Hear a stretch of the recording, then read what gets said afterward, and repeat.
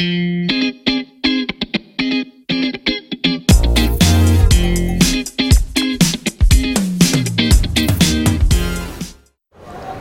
very good evening, this is Notepad. I am Hafiz Mazuki, and this episode is a little bit different because we are here at EDOTCO's booth in Langkawi International Airport, where earlier we've been given a tour of the 5G demonstration sites by EDOTCO. And this is important because if you could see at the MIER research, it projected that Malaysia is expected to be contributed 12.7 billion ringgit for the next 5 years. And with me to discuss this further about the potential of 5G in Malaysia is EDOTCO Malaysia's Managing Director, Wan Zainal, Adileen, Wan Puteh. Thank you very much, Wan Zainal, for being with us. So let's start the ball rolling. First of all, we want to know, what is EDOTCO's role in this 5G demonstration project? Okay. EDOTCO Malaysia, we were chosen one of the parties to take part in MCMC's 5G demonstration project. And in this demonstration project, we deployed a 5G private network at the airport with our partners, and we also deployed some use cases for the use of smart airports. So alongside with our partners, there's few technologies that we implemented.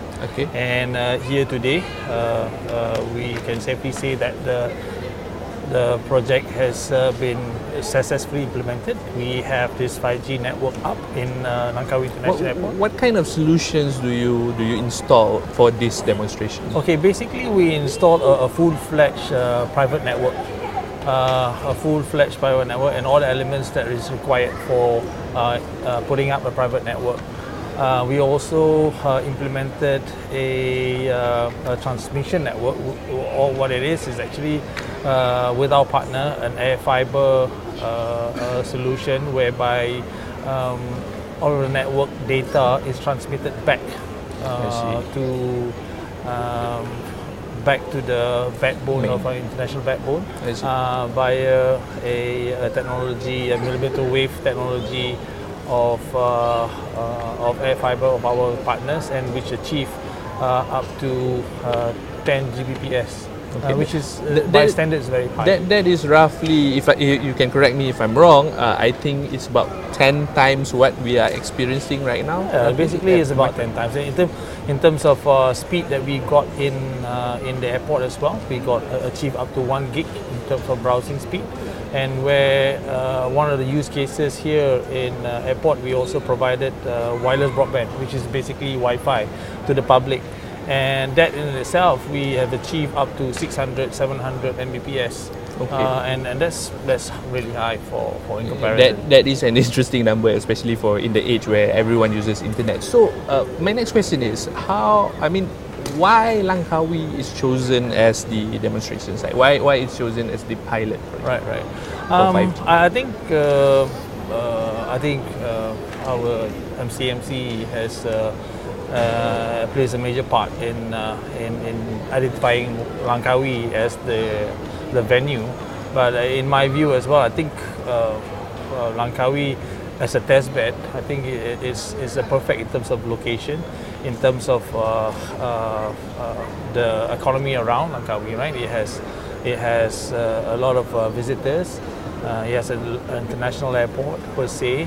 And then I think to have a test bed, I think to have it in a closed domain environment, I think that is really good. Okay, now we are talking about demonstration and pilot projects. Yeah. How soon do you think that the infrastructure will keep up to provide 5G to the masses? I mean, what are the issues? Is it investments? Is it infrastructure? Could you probably shed some light? Yeah. I think our regulator has charted out a timeline for this. I think it was out in public that a statement made by MCMC that they are targeting Q3 next year as a timeline where they want 5G to be rolled out. And before that, of course, there are some steps and process that needs to happen. In my view, the 5G technology in itself is available. I think in terms of terminals as well, we're starting to see manufacturers are starting to announce the launch of their terminals, meaning handphones that will be made available to the public. In other countries, 5G has been rolled out, meaning to say the technology is there. I think for Malaysia, there's few processes that needs to go through. I mean, and I think it was made public that there's some plans and there's a need for us to have the spectrum allocation done, and then within this spectrum allocation, parties to be involved in the implementation. So that needs to be decided, and then of course within the parties who have identified to implement, there will be a go-to-market strategy that needs to happen. Where and how this 5G rollout is going to be rolled out in Malaysia. So I think those processes has been charted out. So if we have works, we have to wait and see. But here's where I want to get your opinion. Yeah. Of course, there are some quarters who think that Malaysia is a bit too early to implement 5G. But what's your opinion? Because at the same time, we are hearing China is starting work on 6G already. Right. What's your take on that? Well, I think 5G in itself, if you look at the use cases, a lot of it is for enterprise. This enterprise, to provide this level of infrastructure will benefit the enterprise, the manufacturing, that will propel us and be ready for Industry 4.0. I think that's in broader sense. In my view, this adoption needs to happen, and at some point, of course, the implementation or the take-up will probably take times in phases. But I think in timeline-wise, and do we need to do it today? I think we ought to be doing it. I think it's better sooner rather than later. If you were to make it that way, it's rather sooner rather than later. And I think if we as a nation have all the resources and we getting all the support from the government, the regulators, and technology, mobile operators are all ready, game for it, and you can see it from the 5G. This 5G implementation of the demonstration project, where we see everyone is passionate about it. So with this passion, I think we just should ride on it and do it. All right, we're going to take a break for a moment. We're going to come back after this and talk more about what can users expect from a smart airport. Stay tuned.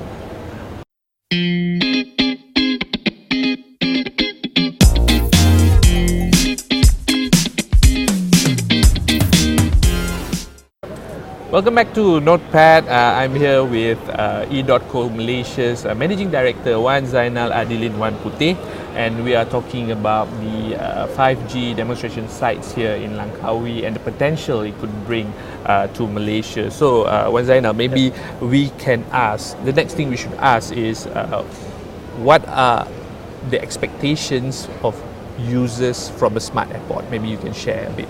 Okay.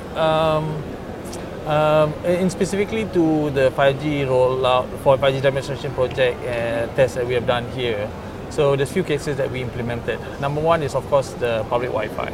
As mentioned just now, based on the 5G technology riding on it, and we convert it to broadband wireless for users, you can expect that the Wi-Fi speed for the consumers of the retailers here will be much higher. The usage for the masses as well, they will get a much higher speed, so that's one.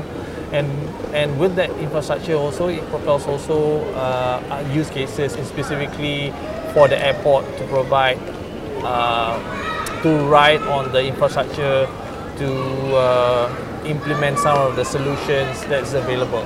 Okay, for example, here in Langkawi, we implemented the asset tracking.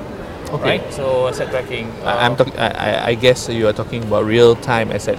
Real-time asset yes. tracking. So we have beacons around the airport. We have also a tracker that installed in the trolleys, one example. And then, of course, in Langkawi, the size-wise, it is not as big as International Airport of KLIA, for example, right? But we have demonstrated here whereby the airports is able to track and see where are the trolleys within their vicinity, right? In the smaller domain here, they can see and track, and then they just imagine for KLIA or much bigger airports, they would know where their assets be. I guess this solves the problem of people leaving trolleys haphazardly. That is one of it. And it will also increase the efficiency, I presume? Correct. Efficiency with regards to, and they're just trolleys, and it could be, you can extend it to wheelchair, it can extend to any other assets that they want to track. I see. Right?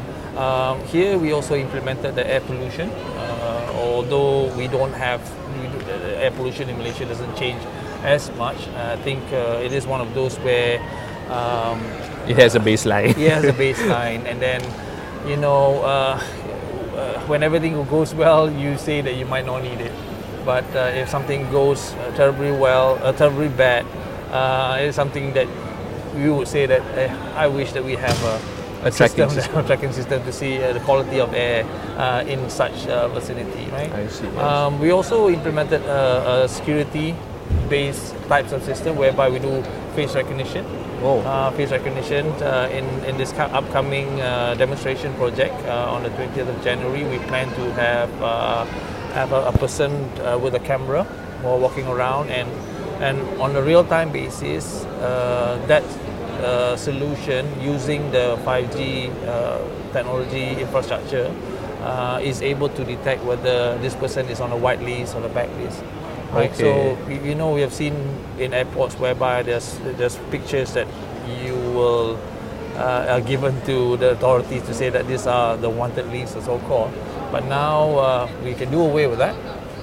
We are able to scan a person, and they will see there will be a probability whether this person is true the identity of the person or not. Okay. So we're implementing that. And taking that as a cue, there's other use cases that is able to we can able to implement in such vicinity like airports, ports, or other industrial areas. So all these examples that you have demonstrated to me or tell me shows that the industry application for 5G is really big compared to 4G, because we're talking about the Internet of Things and stuff. What do you foresee? How will this affect the industry? And you said earlier that it will be beneficial to how will it benefit businesses and the industry? Okay. 5G. I think number one, before we talk about that, I think it is important to note that why now it's going to be possible for the industry. Right. One of it is which plays the biggest role is, of course, latency of the network, and also the speed of the network that is available for the industry to take benefit from, right? So I think I think there will be time where the industry will adopt this and will. I mean, the application for 5G is like so wide. You see, like this go from security to it's just a business of data, which will help. I'm sure businesses and industries to probably tailor-make their content. Do you agree with? I agree in that sense. But of course, adoption is one, and talking about why would people adopt this is that the operational efficiency that this will bring to the corporates, right? Like taking an example of the trolleys as small as use case as it seems, but now the airport authorities will not have to lost trolleys. That's number one. They also can deploy resources that they be using to using to relocate all these trolleys, and they can be assigned to Do doing better other things as well. because time equals money. Yeah, So that's right. all this shows that there is a need to probably scale up the adoption. Yeah. So how does EDOTCO plan to leverage their ties with the other telcos in order to get more people to adopt in the future 5G, this technology? I think EDOTCO, as you know, is a telco infrastructure company. We work very closely with the telcos. I think where our role would play in the implementation of 5G right up to the use cases is to assist or to be part of the infrastructure rollout, right? So we will be working very closely with the industry, with the MNOs, and then and working with also with the parties which is involved in deploying the use cases, right? So I think we will still be at the infrastructure, meaning to say backbone of providing towers, and we were looking into providing antennas as well. We're looking into doing the transmission as mentioned just now, and then we also some roles that we can play is also in the private network, whereby if so happens that individual industry or location, for example, industrial area, ports, or in this particular case airports, if they would like to deploy a private network for specifically to use in their operations, we also can look into that. And then of course working with partners here in itself also, we brought in a few partners where they brought in their face recognition, asset tracking and all that. So I think in essence is that it is working with the ecosystem. And with regards to focus, I think EDOTCO will still remain in the infrastructure play. All right, exciting times. I guess it's time for another break. Sure. We'll come back with you after this. Stay tuned.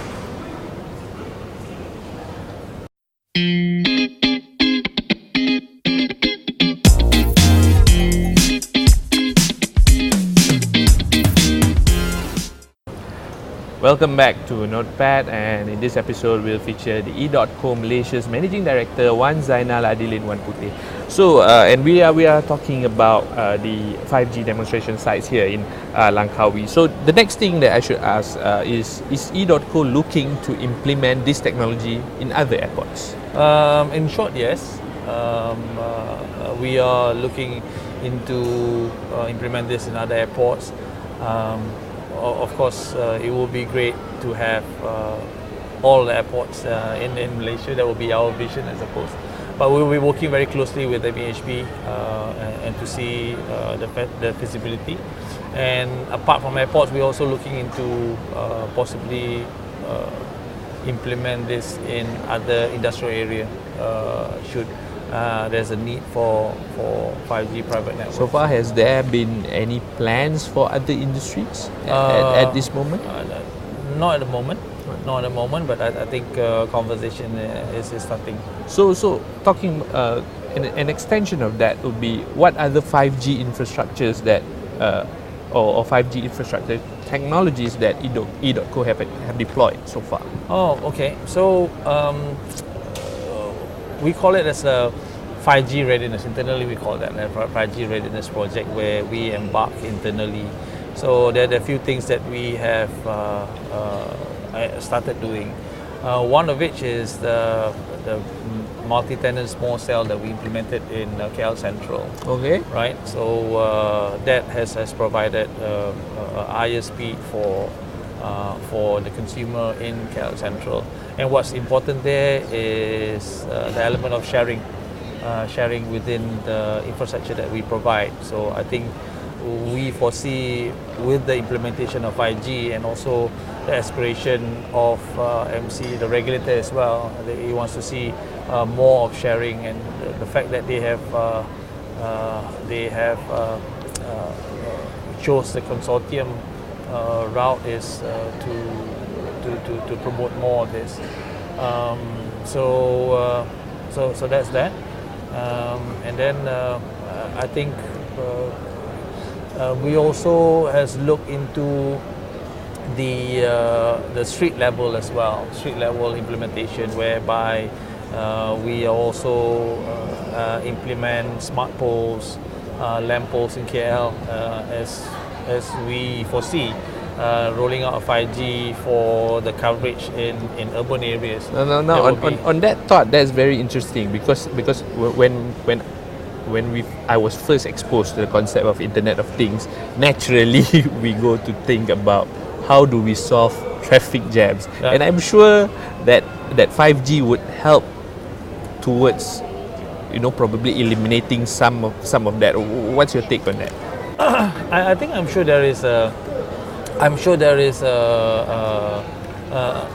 solution companies who would have solution to provide some level of extended intelligence to solve the or predict traffic jams and all that, right? So, but I think some of this solution will require a base infrastructure of 5G, right? And that's where you come in. That's where we come in. So, anticipating that, so we know that there will be also a need for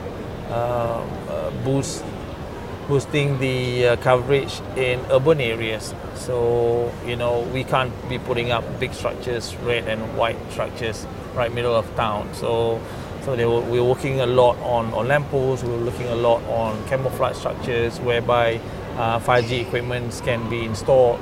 And like for example in Penang, we implemented a bus stop, a smart bus stop, whereby we converted a conventional bus stop and make it into a servable telco infrastructure around it, where we provided small cell, we provided Wi-Fi as well, bringing the coverage into street level.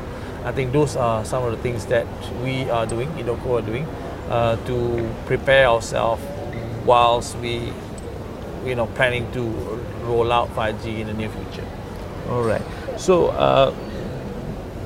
what you said just now just jumpstart something in me, because earlier during the tour, Sure. I was told by one of your engineers that when you talk about 5G and 4G, in terms of the physical infrastructure, 4G has a longer range, Right. but 5G has a shorter range. Right. How does EDOTCO plan to?